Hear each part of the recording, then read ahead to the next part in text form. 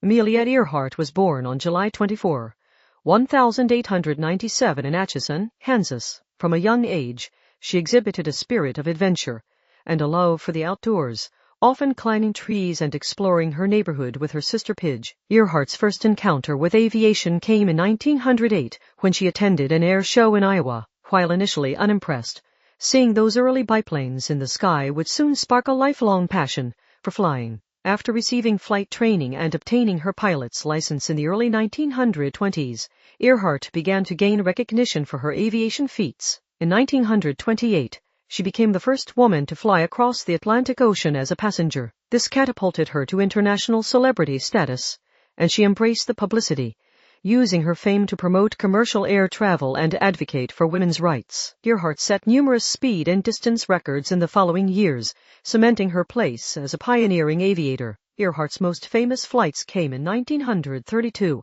when she became the first woman to fly solo across the Atlantic Ocean, and in 1935, when she became the first person to fly solo from Honolulu, Hawaii to Oakland, California. These record-breaking flights further elevated Earhart's status as a daring and accomplished pilot, and she continued to make headlines with her aviation exploits throughout the 1930s. In 1937, Earhart set out on her most ambitious endeavor yet, an attempt to become the first woman to circumnavigate the globe by air. Accompanied by her navigator Fred Noonan, Earhart's Lockheed Electroplane took off from Miami, Florida on June 1, 1937. After numerous successful stops across South America, Africa, and Asia, Earhart and Noonan reached Lee, New Guinea on June 29. It was the last stop before their final leg to Howland Island in the central Pacific Ocean. On July 2, 1937, Earhart and Noonan took off from Lee bound for Howland Island, a tiny speck of land in the vast Pacific. However, they never arrived at their destination. Despite an extensive search effort by the U.S. Coast Guard and Navy,